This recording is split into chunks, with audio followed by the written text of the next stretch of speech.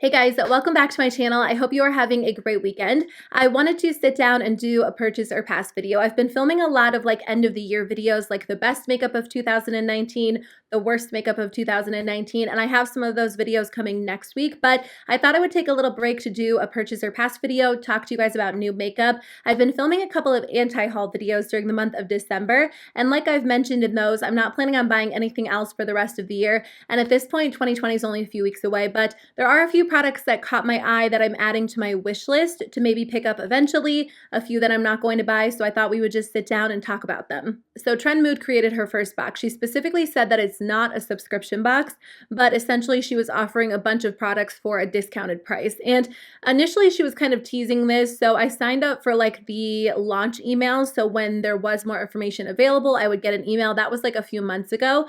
And anyways, she revealed the box, and for the December box, she had a Natasha Denona mini palette, a Bite Beauty lip product, a beauty sponge, a lip oil, and then the two reasons why I was really considering purchasing this product were the Ole Henriksen products. They just released a new daily cleanser and also a moisturizer, and both of these products are part of their Truth line, and I've really been enjoying that line. I love the eye cream. I love the, C Rush. Is it C Rush or is it Crush? I always say C Rush, but part of me feels like it's Crush. Anyways, I love that gel moisturizer. So the value of these two products together is $74. They're brand new, and the Trendmood box was only $39. So I figured I would buy the box, get them for a discounted price, and then the rest of the products were pretty much bonus products, but it sold out so fast. Like I said, I signed up for the emails, and I never got an email with the pre-sale information. And then I was on Instagram, and she said the box sold out, so I checked my spam folder, and it totally went to my spam folder. So I missed out on that box. I am kind of curious to see what she'll be doing in the future. Like I said, it's not a subscription box, so I don't know how often she'll be doing this. There hasn't been a ton of information available. I feel like it was very secretive right up until the launch, so I'm not sure how many of you guys even considered purchasing that, but the reason I really wanted the first one was because it's such a great deal to get those skincare products, and I love Ole Henriksen. So anyways, what do you guys think? Were you able to get the box before it sold out? If you do try those skincare products, let me know what you think.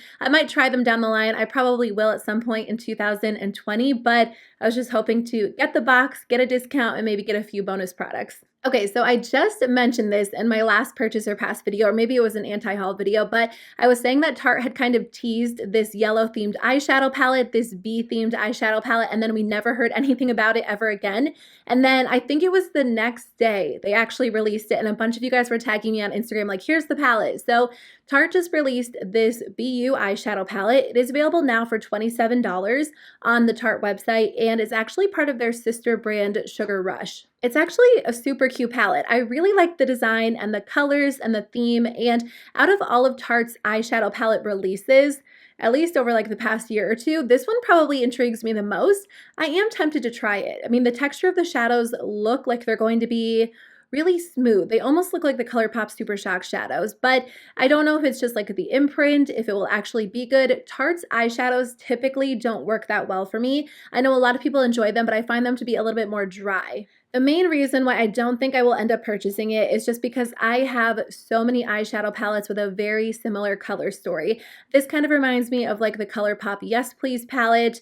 There's some shades in here that are very similar to Urban Decay's Naked Heat, and I honestly just think I could recreate this palette 5 times over with my current collection. So I don't think I will be buying it just for that reason, and because Tarte's palettes don't typically work that well for me, but I mean, it is fun. It's something different for Tarte. I think it's really pretty. So an eyeshadow formula that I am interested in trying is this new formula from Fenty. At least I think it's a new formula. It might be the same as the Moroccan Spice palette, but they're going to be releasing 8 different 6-pan eyeshadow palettes on December 26th. They will retail for $25 each or 2 for $45. So I have a few thoughts on these. First of all, I like that they are mini eyeshadow palettes at a more affordable price point. I think that a lot of brands did do mini palettes in 2019, and I hope that brands kind of stick with that theme heading into 2020. Huda did her 9-pan palettes, ColourPop did 9-pan palettes, and then, you know, Natasha Denona did 5-pan palettes. Mini palettes are really nice. If you're anything like me, you have a lot of eyeshadow palettes, you won't hit pan on a lot of them, and I'm just not into like the super large palettes as much as I am smaller palettes. So I like that they're small and compact. I also think it's fun that you can snap these together. It is nice they're offering a discount if you purchase two. All of that being said, I do feel like these are getting a lot of hype for something that I kind of, you know, I don't consider super innovative or super groundbreaking. I think it's fun that they snap together. I like that they're minis, but at the same time, I feel like if Smashbox had released these, and they kind of look like something maybe Smashbox would release, or even Urban Decay, people would have kind of looked over them, you know, not been interested, but because Fenty released them, I think they're getting a lot of hype. I think I'll wait for a few reviews to see what people are saying about the formula, or I'll either go into like a Sephora store and swatch them before purchasing online, but I don't know, I might try them. I think that, like I said earlier, there might be another palette released before them that kind of catches my eye, but I am considering them. I would love to hear what you guys think, if you're planning on buying them or not, and if there is one in particular that kind of caught your eye. If I do try them, I'll probably try like a neutral and then one that's a little bit more intense just to have a variety, but we'll see. So Fenty is also releasing a limited edition Balm Baby set. This is actually their third Balm Baby set, and they come with a mini highlighter and a mini lip gloss. This one comes with two of their existing products. So you get their mini lip gloss in the shade Fussy, which is one of my favorites. It's like a light sheer pink. And then you also get their Diamond Balm All Over highlighter in the shade How Many Carats. I did own that highlighter and I actually decluttered it, not because it wasn't a good product, just because it was a little bit too glittery for me. And obviously, looking at the product, it's going to be glittery, but for some reason, I didn't put that together in my mind.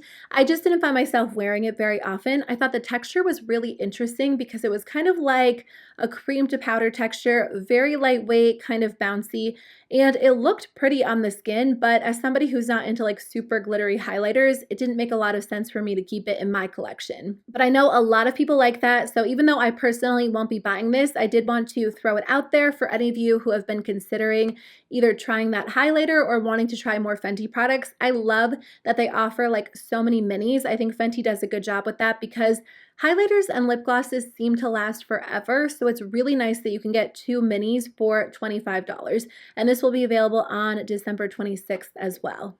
There are two skincare products that I'm interested in trying. I think that I'll definitely pick up both of these at some point. The first one is the new Milk Makeup Vegan Milk Moisturizer. It will be available on December 26th. I used to love exfoliators, and then I loved trying new face masks, and right now I'm kind of like on a moisturizer kick, so I love trying minis whenever possible, so maybe I can find like a mini version of this, but they say that this one is meant for normal to dry skin. It's good for sensitive skin as well. I have oily skin, but I always love using like really rich moisturizers, especially at night. It's made with ingredients to provide deep yet lightweight hydration, and like the whole marketing behind this product is that it's made with vegan milks. Side note, I just discovered oat milk not too long ago, and I've been mixing that in with my iced coffee, and I really like it. I like it better than almond milk because it's a little bit thicker, and I've just been enjoying it. So anyways, this has desert milk, which comes from different plants in the desert, fig milk, oat milk, and more. So I'll definitely be trying it out. I'm curious about it. I love moisturizers. Right now, my favorite moisturizers are the Drunk Elephant Protini, because that one's pretty rich and it makes your skin look and feel really smooth. And then the Ulla Henriksen Sheer Transformation Perfecting Moisturizer. That one's really lightweight, so I like using it when I'm wearing more of a full coverage makeup look. And honestly, I have like 3 or 4 other moisturizers in my collection right now, so I need to use those up first. I have a couple of minis, and then I will be trying this one out. The other product that I'm curious about is from Drunk Elephant. They just released a new product. This one is the F-Balm Electrolyte Waterfacial Mask.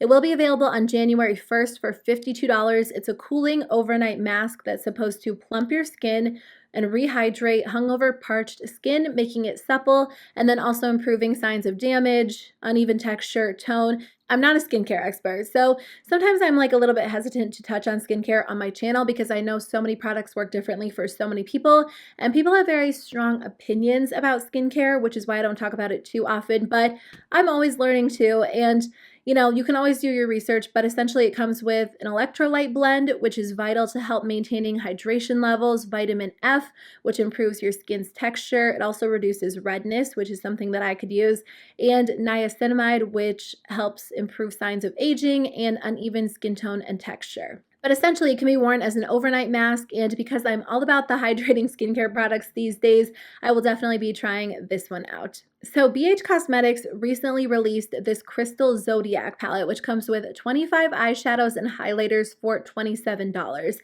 I kind of feel like the BH Cosmetics Zodiac line was a little bit of a fail. I mean, I guess I can't say that because maybe there were a lot of people that purchased the products, but I feel like whenever I hear anyone talk about them, it's more so that people are just underwhelmed and not very interested. So if you guys didn't know, they did like one eyeshadow palette for each zodiac sign in 2019, and each palette was just kind of dull. Like they didn't really commit to doing like colorful palettes. Everything was like very neutral with a pop of color, which in the end is fine, but maybe they should have just released this palette and skipped the smaller palettes. I won't be buying this because I'm not really into baked eyeshadow. It's never really been one of my favorite formulas. They just don't typically end up working that well for me. I prefer something a little bit more rich and smooth, and I'm just kind of over the Zodiac themed makeup trend. I think it was kind of fun. It was a different trend, a different take on makeup, but I do think that a lot of Zodiac themed makeup products, like when there are more than one sign represented, they kind of look like a jumbled mess because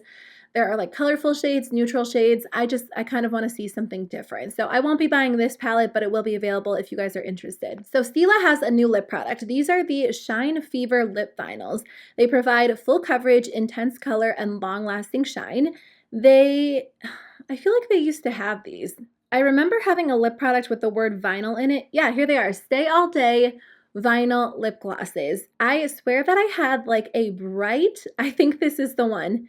I had this intense like pink purple lip gloss, and it just was not flattering on me at all. I'm sure that I talked about it on YouTube back in the day, but I wonder if this is a re-promote. I feel like they're kind of trying to pass them off as new lip products, but they kind of just look repackaged. I personally am not super into like really intense, rich lip glosses.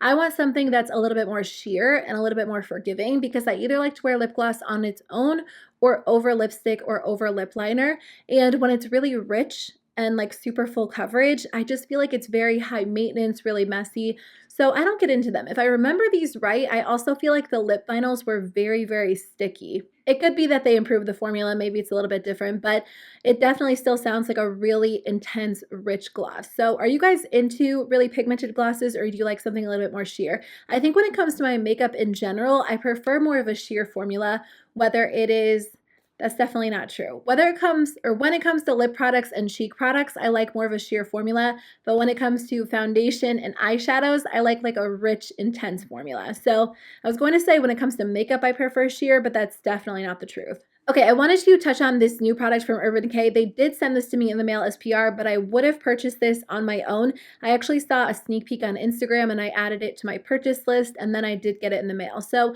they have a new addition to their Stay Naked line. It is their Stay Naked The Fix Powder Foundation. It is available now on their website for $39, which is pretty pricey, especially because I go through powder very quickly. It comes in 24 shades. It's medium to buildable coverage, real skin matte finish, lasts up to 16 hours. It sounds like my kind of powder. I haven't actually tried it yet because I just got it in the mail fairly recently, but I would have purchased it myself just because I do enjoy the Stay Naked foundation and the Stay Naked concealer, and I love powder. I love trying new powders so much. So this one is supposed to be a powder foundation, which means that you could wear it on its own. You could wear it over liquid foundation if you want more coverage.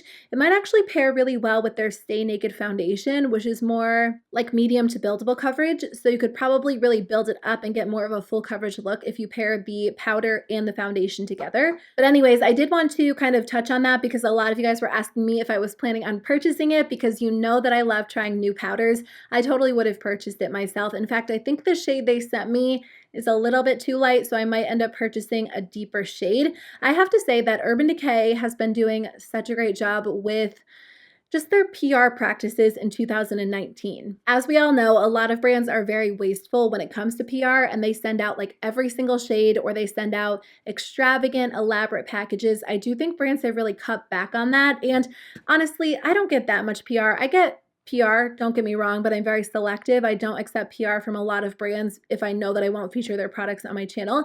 But Urban Decay has been really great because now when they have a new product, they send out an email and ask us if we want to try the product. And then if we do, they send us like a website so we can do a shade match and pick 1 or maybe 2 shades. And then they send out the product in like recycled packaging, and I just appreciate that so much. So I just wanted to share that random fact with you guys. I did get a few products from ColourPop as well, which is why I did not touch on ColourPop in the beginning of the video. Usually I do share their new releases, but sometimes by the time I get around to filming these videos, I've gotten a few of the new releases I was planning on talking about in the mail as PR. ColourPop does send me some products, but they sent me their new Glow collection, which comes with a pressed highlighter, a liquid highlighter, and then 2 brushes. I haven't tried it yet. I did like open up the highlighter and it kind of seems like it's going to be the exact same as the Soul Body highlighters, just a different shade. And then I love ColourPop brushes, so I'm sure I'll enjoy those. I'm not super big into liquid highlighters, but if you want me to review those in an upcoming video, let me know. And then they also have a new collaboration with Becky G. That one comes with like an all matte eyeshadow palette, some bronzers, some lip products. So I feel like I'm very late to the game. Like with ColourPop products, if you don't get the review up right away, I don't know if it's worth reviewing because there are so many channels who do review ColourPop, but I can definitely film that if you want to see that. I think that's everything I'll touch on in today's video. Thank you guys so much for taking the time to watch. I really appreciate it. I hope that you guys are having a wonderful day. I hope that December is going really well for you guys. Next week, I will have my best products of 2019 video going up, and then I'll also have my eyeshadow palette ranking for 2019. So I'm excited to share those with you guys. But anyways, I hope you have a great day, and I'll see you very soon with a new video. Bye.